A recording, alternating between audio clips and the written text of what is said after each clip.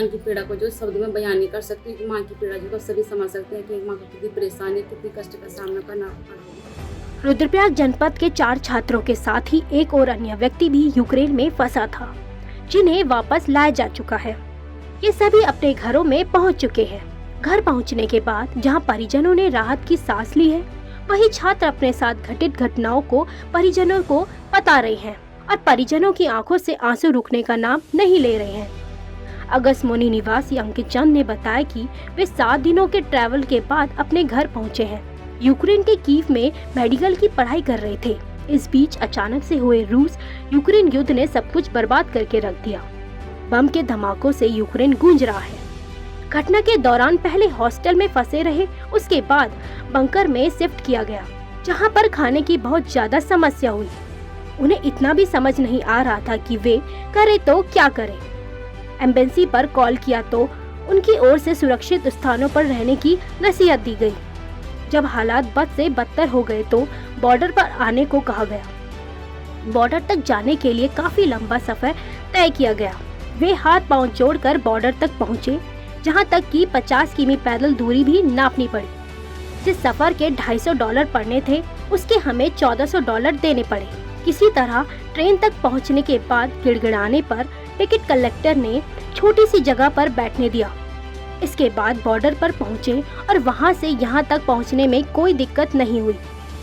7 दिन में बताया जाए तो बहुत ही ज़्यादा हालत ख़राब हो गई थी। मेन ये था कि बस किसी तरीके से एक बार घर पहुंच जाएं, घर वालों के पास चले जाएं, क्योंकि ना ही वहाँ हमारा कोई अपना था, ना ही हम किसी से हेल्प के लिए कुछ कह सकते थे। हम हेल्प के लिए किसी को कुछ बोल भी रहे थे तो वो लोग बिल्कुल नेगलेक्ट कर रहे थे हमें।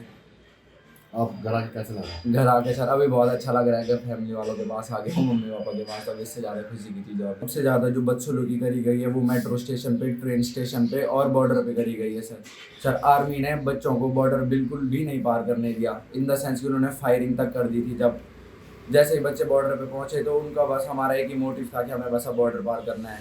अंकित चंद की मां सुलोचना देवी अपने बेटे के घर लौटने से काफी खुश है। उन्होंने प्रधानमंत्री नरेंद्र मोदी के साथ ही केदारनाथ विधायक मनोज रावत व पूर्व विधायक सलारानी रावत का आभार व्यक्त किया है।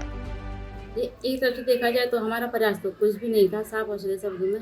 तो फिर भी ये है कि अगर जैसे ये सूचना आती तो पूरे क्षेत्र में या मीडिया के माध्यम से सबको मिली या मेरे बालक के थ्रू मुझे मिली कि माँ यहाँ ऐसे ऐसी घटना हो रही है, हमें बाहर निकालना बहुत मुश्किल हो रहा है, तो हमने काफ़ी लोगों से बातचीत करी, काफ़ी लोग हमें सहारा मिला है। और जो है कि मैं सभी लोगों का जो धन्यवाद करना चाहूँगी, विशेषकर जो कि हमारे भारतीय सरकार जो है कि हमारे जो प्रधानमंत्री जी हैं उन्होंने भी बहुत ही अच्छा प्रयास किया कि जो बच्चों को वहाँ से निकाला है।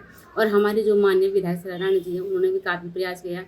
और विशेषकर खास तौर से जो है हमारे जो मनोज रावत जी हैं उनका बहुत ही सहयोग रहा है मेरे साथ। वो रात दिन मुझसे जुड़े रहे, मुझसे बात करते रहे, हमसे हमारी अप टू डेट 24 घंटे मेरे बच्चे की और मुझसे लेते रहे कि वहाँ क्या हो रहा है, मतलब क्या वहाँ से क्या सूचना आ रही है, बच्चा क्या बोल है। मतलब 24 घंटे वो टच में रहे। हम जो भी उनसे हो पड़ा उन्होंने हमारी हेल्प की है हमारे बच्चे को निकालने में। अंकित के पिता डीएल मिंगवाल ने कहा कि उन्हें बहुत खुशी है कि उनका बेटा घर लौट आया है।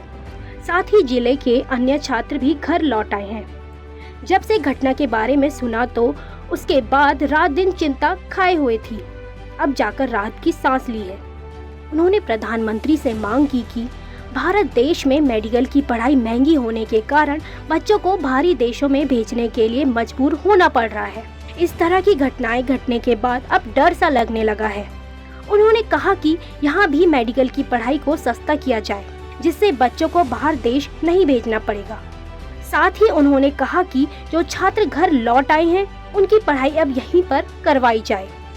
हमारी तो कुमारी टूट गई थी और जब बेटे ने कहा कि मैं बॉर्डर पार हो गया हूँ तब थोड़ा रिलैक्स मिला है।